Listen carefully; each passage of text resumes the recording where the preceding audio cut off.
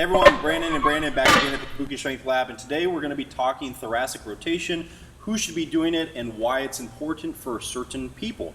Now, thoracic rotation isn't that big of a quality that strength athletes has to have because the majority of strength sports are done in the sagittal plane, such as squatting and deadlifting. However, if you're doing anything such as gait work, like pushing a prowler, well, actually prowlers, even that's not that important, but doing farmer's carries or things of that nature, it does become a little bit more important. The thing that we want, though, is to have balance from left to right. So we're going to show you how to test for that and show you how to improve it and how to progress from there. So in a power lifter, thoracic rotation is really only important during a squat walkout. If Brandon has, if he's pretending he's walking a squat out right now, if he has minimal thoracic rotation, when he steps out, a lot of that load's going to go to the lumbar spine and he's going to have to extend his lower back on the walkout. Now, it's not that big of a deal, but if you are someone who's prone to lower back injuries, might be something that we want to check off the box. It's probably not going to be your number one issue, but it's definitely going to be something that we should look at. So Brandon, let's have you go down on the ground. Go forearm on the ground, palm down, hand behind your head, and just hold that position for a second. Palm down.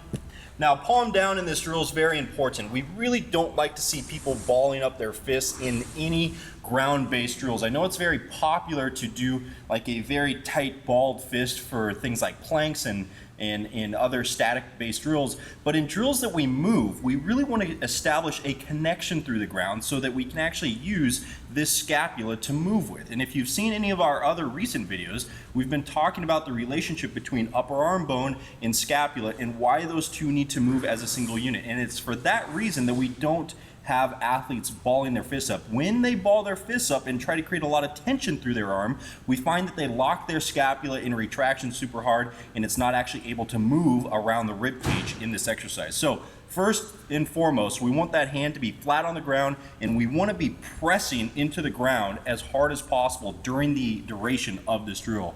We're going to set Brandon up with just a little bit of a brace so that the main rotation isn't coming from his lumbar spine. From here, he's going hand behind his head and he's looking at his elbow as he rotates up. Go ahead and rotate up, Brandon. As Brandon does this, he's going to be pressing through this arm, through this hand, as hard as he can on the ground, just like if it were a foot in a squat. We need to establish a strong connection through the ground so we can actually move about that scapula and not just lock it into a specific spot. Brandon's going to hold end range just as he did. We're going to make him hold it a little longer just for the sake of the video. If you guys are doing this yourself, we're looking for about 8 to 10 seconds. He's going to hold end range because this is where the benefit of the drill is. There's no benefit in doing reps, and there's certainly no benefit from the bottom half of this drill. We want to spend time at the top end range limit. Go ahead and switch sides, Brandon. Now, if Brandon's on the other side, the one thing that we're going to want to check and assess is that he has equal rotation side to side. If Brandon presents with a position like this, and this is his end range, we have to improve it. Although if it's somewhat equal, it doesn't have to be perfect, but if they're pretty close, he's probably going to be just fine if he's a strength athlete. If we're talking team sport athletes, people who need to throw or run a lot, then we're going to make a much more concerted effort to improve this. If we have someone who has decent thoracic rotation and they want to take it up a notch, we can get Brandon into the bear position, knees off the ground. Here he's going to be bracing much harder and he's going to have to manage his spinal mechanics much more intentfully. From here, he's doing the exact same thing. He's pressing through the ground and he's pressing himself away from the ground with his plant hand, and he's going to rotate as high as he can without moving his hips or lumbar spine, and that's the key here. Again, Brandon's holding end range and he's going to get as high as possible. He's going to hold that for maybe a 10 count. He's going to come off tension, relax, get back into tension, and try and go even further. We'll assume he's had adequate rest. Go ahead and do it again, Brandon.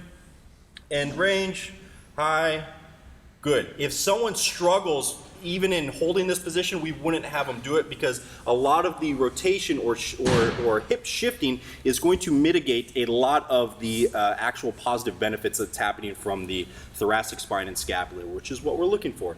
So if you're a strength athlete, it might be a drill to experiment with. You certainly need to check off left to right if you have equal rotation, but don't make a huge concerted effort to get to the floor or get as high as possible in either of these drills. Anything you'd like to add, Brandon? Don't try to win the drill. Make sure that your lower back's in control as you're extending, and be sure to start with the first variation. Perfect. Brandon out.